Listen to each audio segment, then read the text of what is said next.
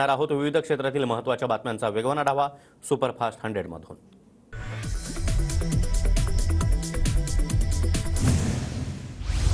India आघाडीचे शिष्टमंडळ आज राष्ट्रपतींना भेटणार। मतदानाच्या वाढत्या टक्केवारीच्या आरोपांवरून राष्ट्रपतींची भेट घेणार। उद्या पंतप्रधान मोदी यांची नंदुरबारमध्ये जाहीर सभा। नंदुरबारमधील अहिंसा शाळेजवळ 55 एकर परिसरामध्ये मोदींच्या सभेचं आयोजन।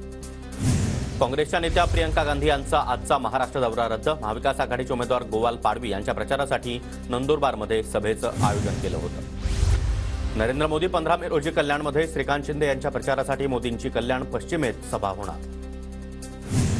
15 मे रोजी पंतप्रधान मोदींचा मुंबईमध्ये रोड शो। 15 किलोमीटरपर्यंत मोदींचा रोड शो असणार।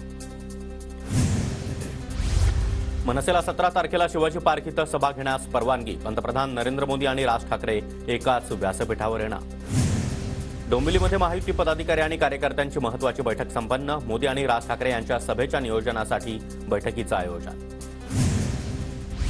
नवी मुंबईतील तुर्भे इथं मुख्यमंत्री एकनाथ शिंदे यांच्या उपस्थितीमध्ये नरेश म्हस्के यांच्या प्रचारासाठी भव्य जन आशीर्वाद यात्रेचं आयोजन। तुर्भे येथून नेरूळ जिमखान्यापर्यंत प्रचार यात्रा निघणार। पुण्यातील बाणेर आणि पर्वती भागामध्ये आज उपमुख्यमंत्री देवेंद्र फडणवीस यांच्या सभा। संध्याकाळी 5 वाजता मुरलीधर मोहोळ आणि 7 वाजता पर्वती या ठिकाणी सभेचं आयोजन। देवेंद्र फडणवीस यांची कोपरगाव इथं जाहीर सभा। शिंदे गट आणि महायुतीचे उमेदवार सदाशिव लोखंडे यांच्या प्रचारासाठी दुपारी 12 वाजता सभेचं आयोजन। शिरूर लोकसभा मतदारसंघामध्ये आज उपमुख्यमंत्री अजित पवार यांच्या 3 सभा। महायुतीचे उमेदवार शिवाजीराव आढळराव पाटील यांच्यासाठी सभांचं आयोजन।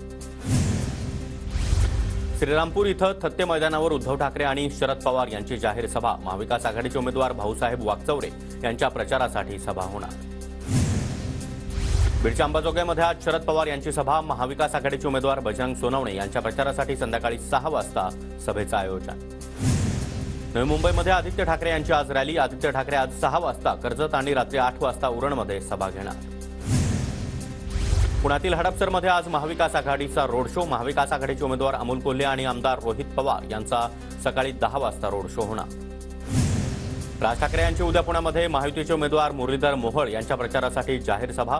12 मे रोजी ठाण्यात देखील राज ठाकरे यांच्या सभेचं आयोजन। नाशिकमध्ये आज महायुतीची बैठक पार पडणार। नरेंद्र मोदी यांच्या सभेसाठी सकाळी 11 वाजता नियोजनासंदर्भात बैठक। बीडमधील आष्टी इथं मनोज जरांगे यांची सभा। संध्याकाळी 6 वाजता 100 एकरमध्ये सभेचं आयोजन। शिरूरमध्ये उमेदवार अमोल कोल्हे आणि आढळराव पाटील यांना निवडणूक आयोगाची दुसरी नोटीस। तातडीनं निवडणुकीमधील खर्चाचं स्पष्टीकरण देण्याचे आदेश। सुप्रिया सुळे आणि सुनेत्रा पवार यांना निवडणूक आयोगाची तिसरी नोटीस। दोन्ही उमेदवारांच्या निवडणूक खर्चामध्ये मोठी तफावत असल्यानं नोटीस बजावली। भाजपसोबत जाण्याचा निर्णय आमच्या पक्षामध्ये कधीही झाला नाही। पर्यायांवर चर्चा पण निर्णय नाही। एका मराठी वृत्तपत्राला दिलेल्या मुलाखतीमध्ये शरद पवार यांचा मोठा खुलासा। राज्यातील 4 जागांसाठी पदवीधर आणि शिक्षक मतदारसंघाच्या निवडणुका जाहीर। मुंबई, नाशिक आणि कोकण विभागामध्ये 10 जूनला मतदान। विद्यमान आमदारांचा कार्यकाळ 7 जुलैला संपणार। लोकसभा निवडणुकीच्या पार्श्वभूमीवर उद्धव ठाकरे यांची सामना वृत्तपत्राला मुलाखत। रविवारी आणि सोमवारी 2 भागामध्ये मुलाखत प्रकाशित होणार। मतदानानंतर जाहीर होणाऱ्या टक्केवारीमध्ये 1 ते 2 टक्क्यांचा फरक असू शकतो, मात्र 10 टक्क्यांचा फरक असल्यामुळे निवडणूक आयोगावर संशय। संजय राऊतांचं वक्तव्य। रात्री उशिरापर्यंत मतदान होत असल्यानं मतदानाच्या टक्केवारीमध्ये तफावत। विरोधकांकडून अजेंडा सेट करण्याचा प्रयत्न। बावनकुळेंचे विरोधकांना उत्तर। निवडणूक आयोग कोणत्या आधारे मतदानाची आकडेवारी वाढवत आहे? मतदानाच्या टक्केवारीतील 10 ते 12 टक्के तफावत ही गंभीर बाब। काँग्रेस प्रदेशाध्यक्ष नाना पटोले यांच्याकडून शंका व्यक्त। शेवटच्या तासामध्ये 10 टक्के मतदान वाढ कशी? बुलढाण्याचे अपक्ष उमेदवार रविकांत तुपकर यांच्याकडून शंका व्यक्त।